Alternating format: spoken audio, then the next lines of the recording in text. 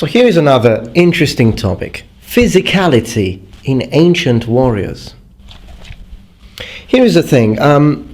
This is a topic that has been brought up by quite a few people. In fact, there is a writer that I will mention here, and his name is Amdur, I believe. He has written a few articles that I have read, and I have to say I totally agree with what he says, and I will mention a couple of things that he says on this video as well. But you will find, I'll see if I can find a link to his articles. If I think I will be able to, so you can check it out for yourself. I think this man is really pinpointing precisely the situation. But what we are basically talking about is the difference between a warrior or a man in classical times, in medieval times, in feudal Japanese times, in the old world, in the times that we normally study, or where most of the martial arts that we practice in our day and age come from. And then you compare it to the man in our day and age, the modern man, who is actually practicing these styles. Now, how different are these two concepts? So how different are the bodies and the minds of these two kinds of men, of these two men? So here's the thing. I've written down a few things, but I believe that the body, the physicality, everyday reality, the way we are is shaped by our experience and the environment where we are brought up in, okay? And that will play a dramatical role in the development of both our ability in combat, the way we practice martial arts, our efficacy as warriors when we actually go to battle, because of course many martial arts are the arts of Mars, meaning the arts of war. Even those that now are basically almost sports, or if you don't want to use that word, even those that we do recreational now, they do have their roots. They were created, designed in times of war for people who had that kind of reality, that kind of everyday reality as their only reality, and their bodies were shaped in a certain way. And these styles were designed for people with certain bodies and with certain minds. But how different are they? How different were these people's bodies and minds if compared to the modern man? Okay, so we've got two men, same age, even similar genes. Of course, the same ethnicity for the purposes of this video. The first man walks. He walks everywhere, every day. The second man, he drives his car almost every day. He walks everywhere. When he needs to gain some food, he walks and takes his food and walks back. If he wants to visit a friend, he walks. If he wants to go around and entertain himself a little bit, see some new places and perhaps go visit another place, he walks. But the second man, he drives. He drives to the supermarket, he drives to his friend. He drives to go and spend some time with his friends to hang out. Running. We're running for the first man, the first situation we are considering. Running is something he has to do. He has to run in order to get to places in time. He has to run because his superiors don't accept waiting. They don't want to wait. And in order to get to do as many things as possible within his day, he has to run. But the second man, he runs for sport, for entertainment. He jogs because he wants to be fit. Means of transport. Horses. We know that many martial arts had horses in mind, and when we think of knights, samurai, many warriors were riding horses. You could say yes, but even modern men, they can learn how to use it. Some people are really good at riding horses even in our day and age. And yet, the ancient man, the man of the past, he rides his horse because it's his only means of transport. He rides it every day. He creates a connection with the animal, and even more so if we consider, for example, nomadic tribes such as the Mongolians.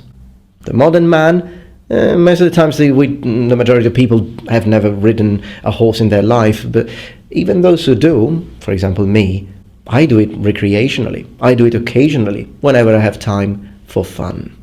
So yes, I can learn how to use a bow on my horse, or I can learn to hit stuff with a lance on my horse.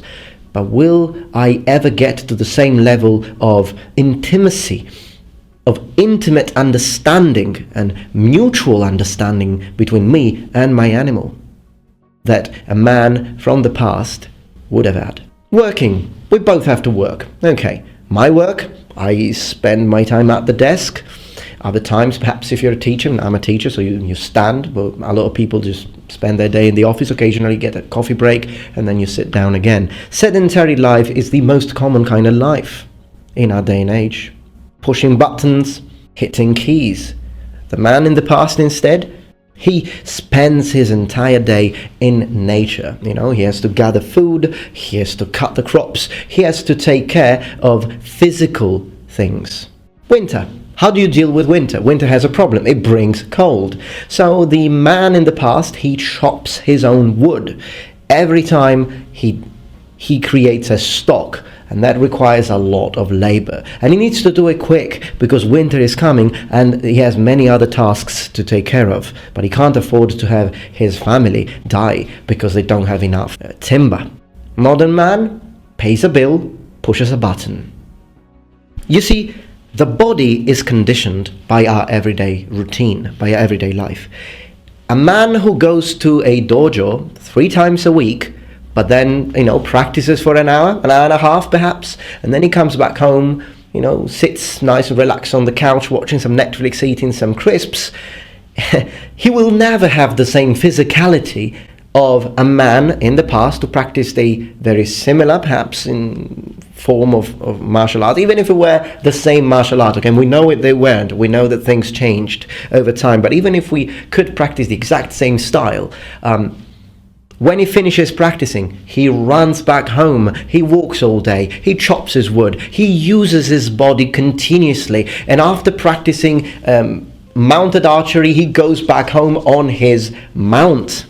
As modern men, we will never fully understand and comprehend what it meant to practice martial arts and to be warriors in the times long gone.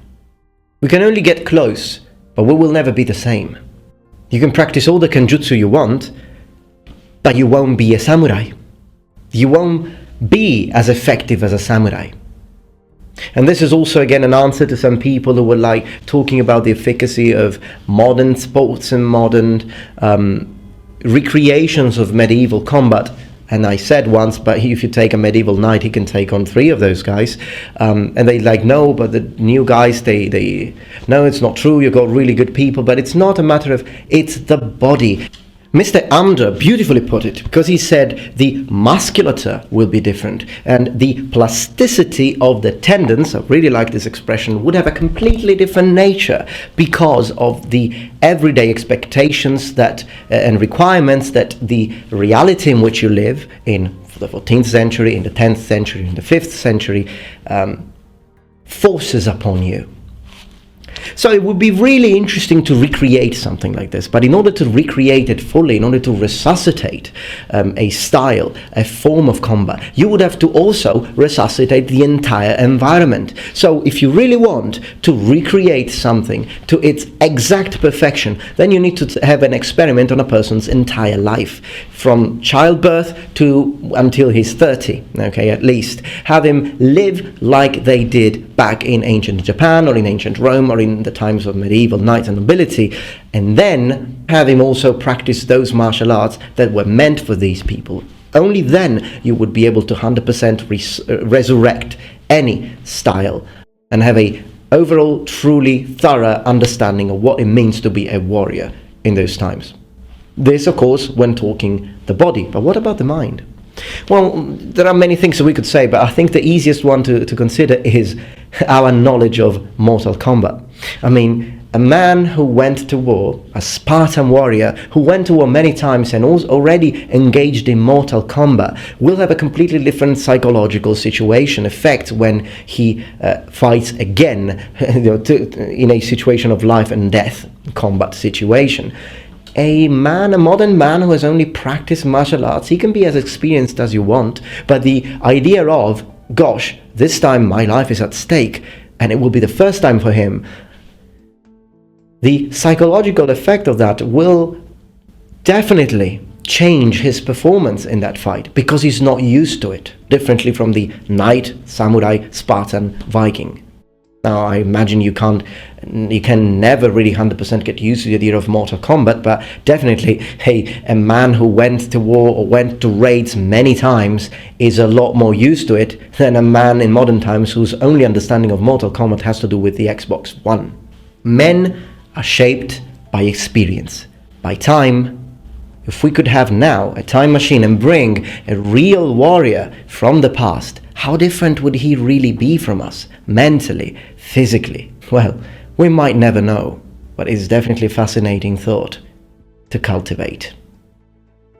Alright everyone, so I hope that you enjoyed this video. If you did, please remember thumbs up and subscribe to my channel for more content from the Metatron. I wish to thank you for your time and support, and I wish to thank all my Patreon supporters as well who make this channel possible. Please remember that I make one dedicated special documentary on Patreon every month, and if you have missed the one this month, then please make sure to go check my Patreon page, because with only $1 you can have access to a documentary on the late Roman Empire, and this month a new documentary will soon be revealed. Thank you for your time, and remember, the Metatron has spread his wings. Goodbye.